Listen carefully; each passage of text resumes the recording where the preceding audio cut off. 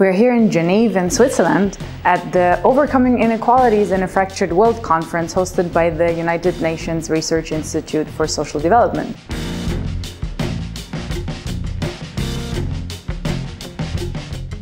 I had the pleasure to speak with some of the speakers. Enjoy this mini-series about inequalities. My name is Gabriele Köhler. I'm a development economist. I'm associated with the UN Institute for Social Development, UN Research Institute for Social Development. I'm also affiliated with a non-governmental organization called Women Engage for a Common Future, and I also work with the UN Association of Germany. Thank you so much for joining me.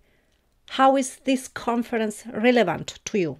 I'm here because UNRISD has convened this conference at a time when I think many of us are extremely distraught, depressed, frightened by the fractured world, which is one of the titles of the conference, and how to overcome all the inequalities that we're experiencing and that are getting worse and worse.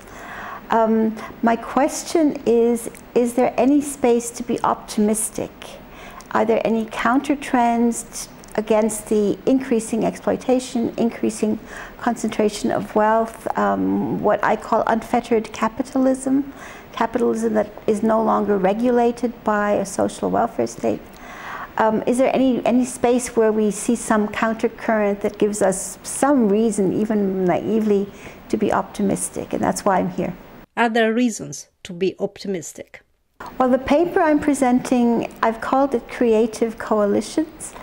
And the idea is that we're seeing, because of this pressure and this intolerance and this new racism, because the increasing oppression of women, the persecution of civil society in many countries, we're seeing new constellations in civil society and even among unorganized citizens of people coming together who didn't used to have a common cause, a common mandate, a common concern.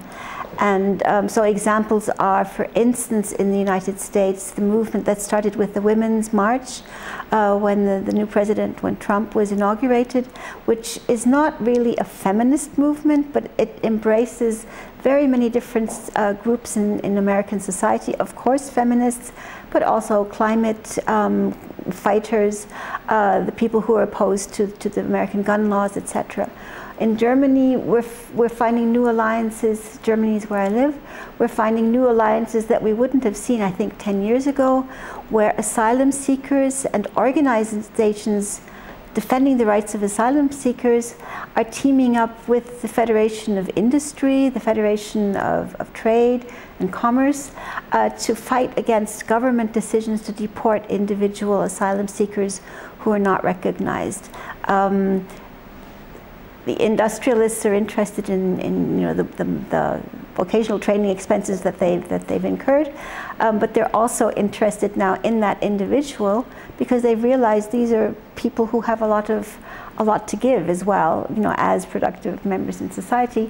And the asylum seekers, of course, are defending their rights to the right to asylum. But it's a new coalition that we wouldn't, as I mentioned, wouldn't have seen perhaps 10 years ago. And there's many other examples like that. And I think these kinds of new cross-cutting constellations of fighting back against repression are what is giving some scope for hope.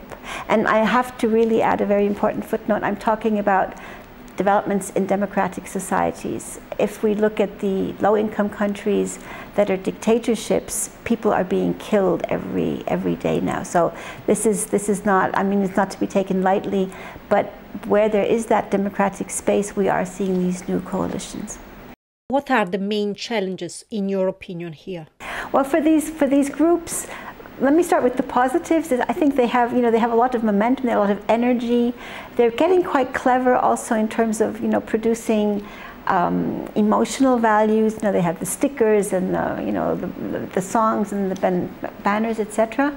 So there is some cohesion also coming just from movementalism, if you will.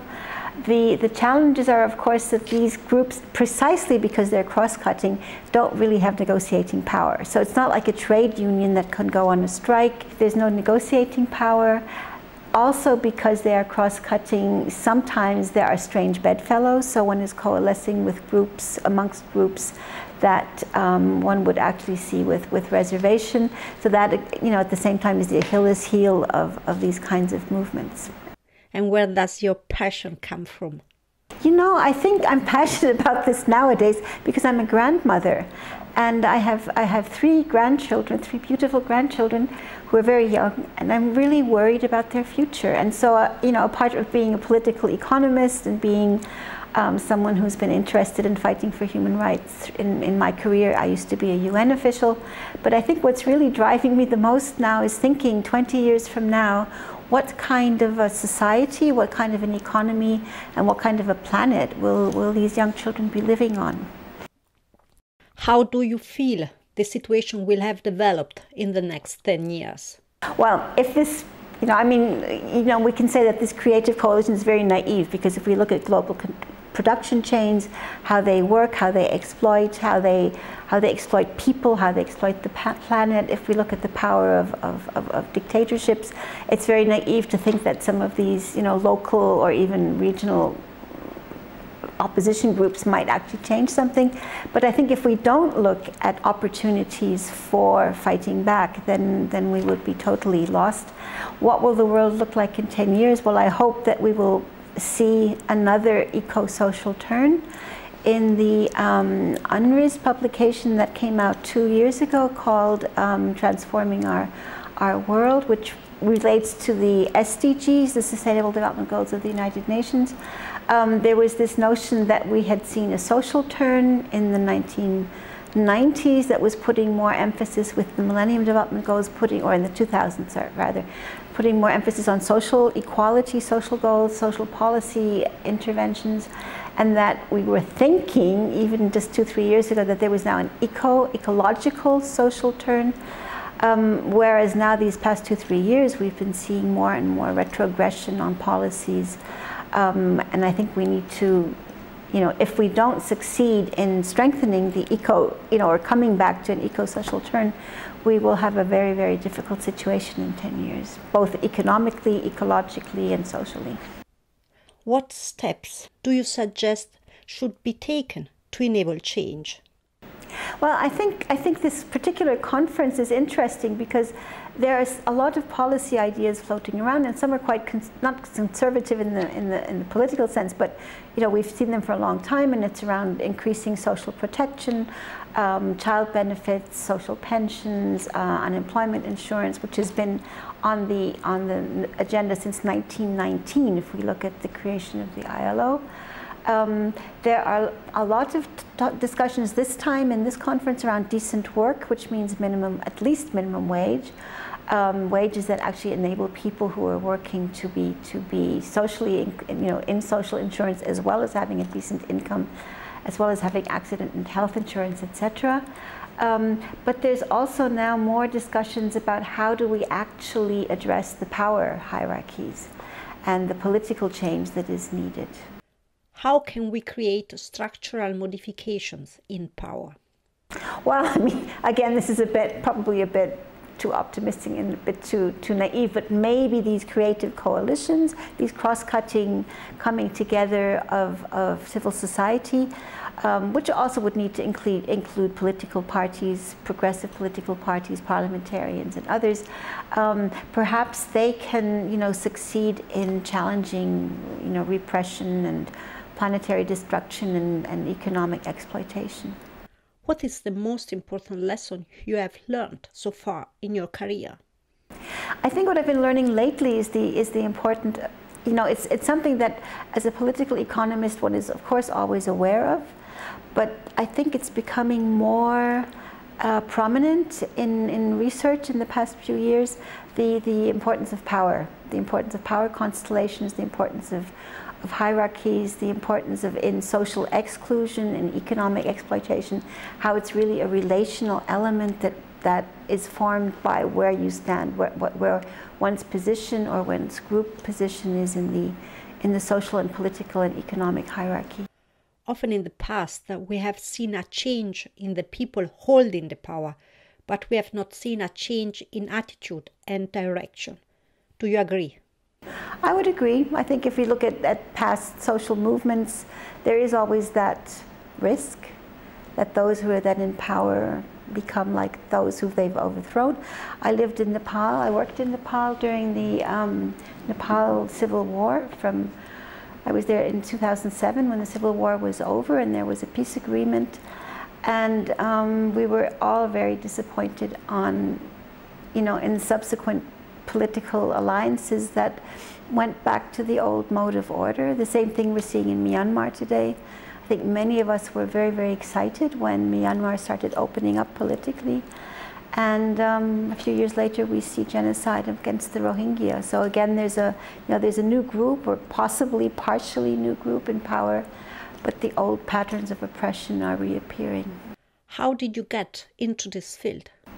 I think I was always fascinated by the idea of the United Nations, of something that is driven by principles, by human rights, by values, by normative ideas.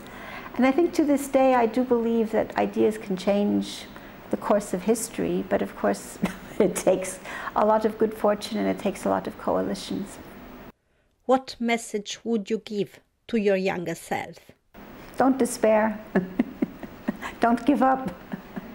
What kind of society do you dream of?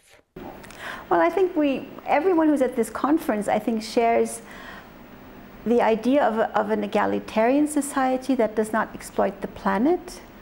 Egalitarian in the economic sense, in the social sense, that everyone is included. The UN agenda calls it leaving no one behind. And that also includes letting the planet survive, changing one's ecological behavior. And I think there's many different aspects of what needs to be done, yes. You wanted to work for the United Nations. Did you find what you, as a young woman, expected? I think one has, if you're outside of the United Nations, one has a very idealizing, romanticizing notion. And of course the United Nations is, on the one hand, the Secretariat with lots of very, very dedicated people who want to change the world, as it were. But of course it is also, 192 member states who are quite different in what they're expecting of the United Nations and what they're doing in their own countries. So I think, you were asking what I would ask, what I tell my younger self, maybe to be more realistic about how much one can achieve in a lifetime. What message would you like to give your grandchildren? I think to fight for social justice. I mean, I would use a different word with the grandchildren, but to be fair. I think sometimes something when you deal with young children, a lot of it is about teaching them to be fair and to recognize each other's dignity and the dignity of the earth on which they are. What is life about? I think it's about social justice, gender justice, and climate justice. Thank you so much for this conversation. Thank you so much for watching, thank you so much for listening, and thank you so much for sharing. Next time we are going to continue with our mini-series about inequalities. I hope to see you soon again. Bye and ciao.